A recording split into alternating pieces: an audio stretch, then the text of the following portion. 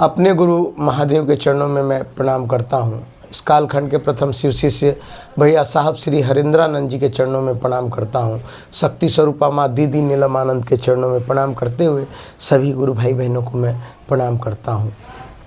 और आज शिव चर्चा का विषय है कि हम सब गुरु भाई बहन मिल के जो शिव गुरु की चर्चा करते हैं तो हमारा मिलना क्यों ज़रूरी है, या सक्रिय गुरु भाई बहनों की संगत क्यों ज़रूरी है। आज मुख्य विषय समझिए कि हम सक्रिय गुरु भाई बहनों का नाम क्यों लेते हैं कि फलाने क्षेत्र में सक्रिय गुरु भाई बहन है, इस ब्लॉक में सक्रिय गुरु भाई बहन है, जो लोग तन मन धन के साथ अपने गुरु का काम करते हैं। इस पर एक छोटी सी अनुभूति आपको या छोटी सी कहानी आपको मैं बताता हूँ कि हमारे जीवन में सक्रिय गुरु भाई बहन का क्या रोल है। जो गुरु भाई बहन पूर्णतः सही से नहीं चल पाते हैं, तीनों नियम तो समझ चुके हैं, वो जान गए हैं कि दया की याचना करनी है कि महादेव आप मेरे गुरु हैं, मैं आपका शिष्य हूँ या शिष्या हूँ, मुझ पर दया कीजिए। जनमानस में कहना है कि शिव मेरे गुरु है, शिव आपके भी गुरु हो सकते हैं, और 108 बार प्रणाम निवेदित करना है नमः शिवाय के माध्यम से।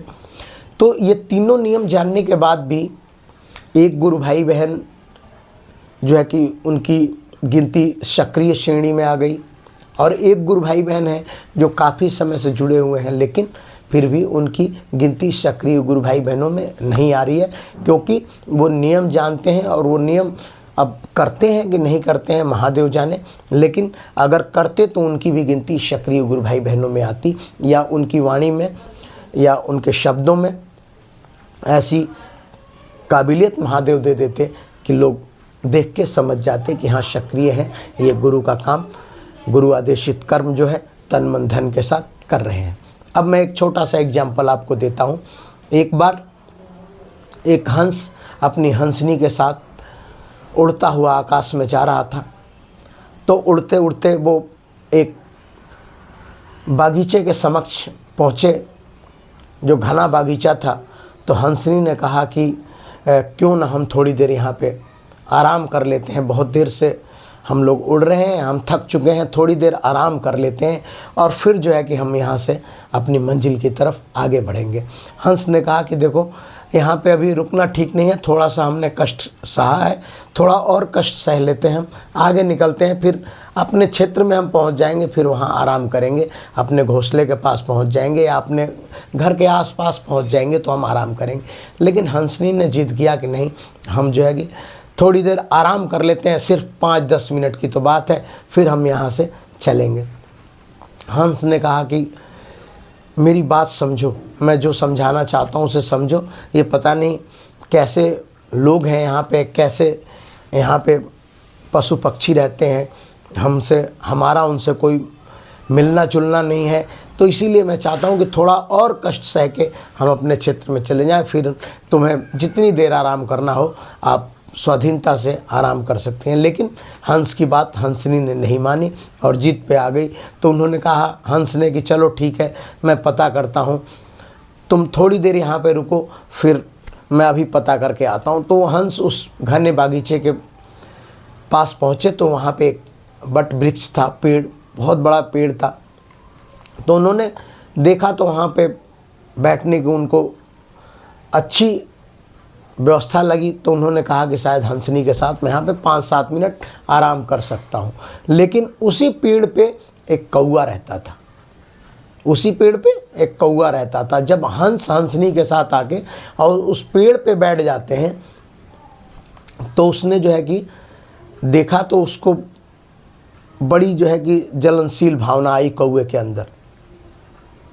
अब कौए ने जो है कि उनको देख के जलनशील भावना आई तो उसने कहा कि ओहो, मेरे क्षेत्र में आके और ऐसे ये लोग बैठ गए, यहाँ पे आराम करने लगे, इनको सबक सिखाना चाहिए। इन्होंने मेरे से परमिशन नहीं ली, मेरे से इजाज़त नहीं ली, और जिस पेड़ पे मैं रहता हूँ उसी पेड़ पे ये लोग आके बैठ के आराम कर रहे हैं।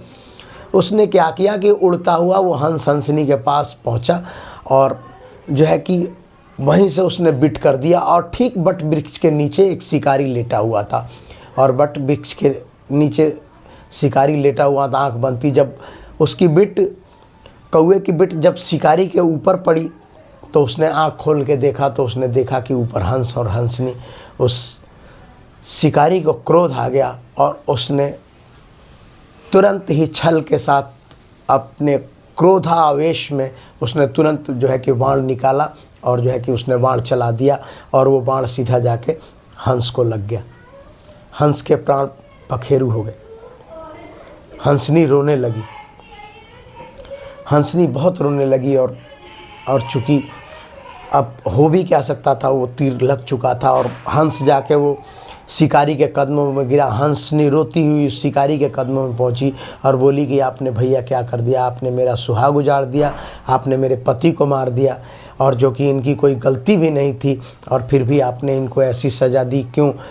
उसने बताया कि हमने कुछ नहीं किया था, वो हमारे आसपास कौआ था, वही उड़ के आया, उसने ही बिट करी थी, वही बिट आपके मुख पे आई थी और आपने हमको समझ लिया और आपने बिना सोचे समझे जो है कि ये तीर चला दिया। आप बताइए मैं कैसे ज़िंदा रहूँगी। और उस हंसनी ने भी अपने प्राण त्याग दिए। अब चूँकि देखिए, कहने का मतलब ये है कि जो सक्रिय गुरु भाई बहन है या जिनकी हम अच्छे गुरु भाई बहन हैं, उनकी हम संगत करेंगे तो बैठे हुए गुरु भाई बहन भी बहुत तेज़ी से आगे बढ़ेंगे। अगर जो लोग ये सोचते हैं कि हमने नियम ले लिया है और नियम लेके ही जो है कि हमारा उद्धार हो जाएगा या नियम लेके ही हम शिव गुरु को पाल लेंगे, तो वो आपको भटका देंगे। ऐसे गुरु भाई बहनों को आप प्रेरित तो कर सकते हैं, लेकिन उनके साथ आप चल नहीं पाइएगा। आप भी पथ भ्रष्ट हो जाइएगा और इस चीज़ की सज़ा आपको भी मिलेगी। संगत का बहुत बड़ा असर होता है, बहुत बड़ा संगत का असर होता है। तो मैं सभी क्षेत्र के सभी गुरु भाई बहनों से मैं ये आपसे प्रार्थना करता हूँ, निवेदन करता हूँ कि सिर्फ नियम लेके बैठने से कुछ नहीं होगा।